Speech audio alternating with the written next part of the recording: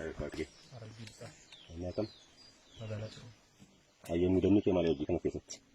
Mudim ni haro dam barak mana jam Dari lekes lantas ya. barak mana jam lekes lenji tiyali Dia ni kagilin ko batik. ja sadi di yak Ya, tadi tu muda mangkap. ndo Ergi batik je, itu je muka tu. eh Bakami kau terkesi. inde membane Lefu lah. amma bane gi university ni fidani penye Isu yang kabat kuasa yang kau tu setahun te. asikaw Takkan kuasa tu. takkan rupa sih kayak Gas. kades tak berde rupa sih Gas yang sudah maju yang sudah. takkan tinam na gidi kesan fidani kades Di desa. iya university ambu Citleng kita ni.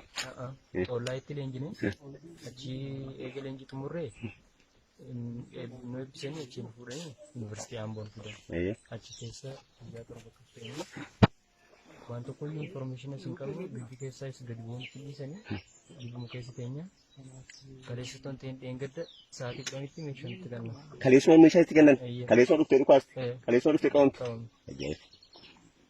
Mas ni emang kan kelas orang nak agak kita kan kelas gatu semua. wan ini sila arjin begini arjin jarla ya arjin mati ko bro Lu kuasa kita tentu.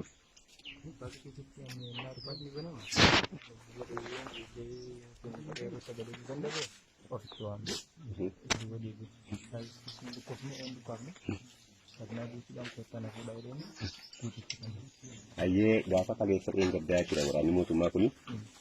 Isim joli orang muda. iya Ni orang muda Jesus ni isim berapa ni kita. Baru ke orang muda cik saya kan kamu mutu mak ni sampai ni. Orang ni na naji bagian nama kalu nama Jesus.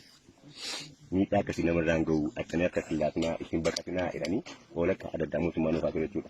Ergi kawan tega kira kau lagi juga memat. untuk pelajarannya dia dibilang itu akan mati ni kita jadi kopi Samu tu mak yang kerja sobe orang jibar jistu.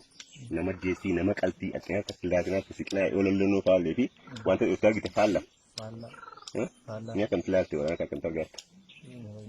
boleh yang aku itu kanan itu bahasa boleh yang aku itu kanan anak anak gaya alan jalan ada tuh orang itu macam Saudara saya temu amang wanita sigar saya kan saudara saya temu ni kira apa? bila sudah itu Hah? anu ke ibu yang aku tanya mau kita nih artinya yang itu nanya sini anu kan jiran tuh mati kalau iya tuh jiran kamu fibran tuh ya nama jarak benar beda Sama sama ti warana kana gini lendi te lolu mo ke mati ke sigar.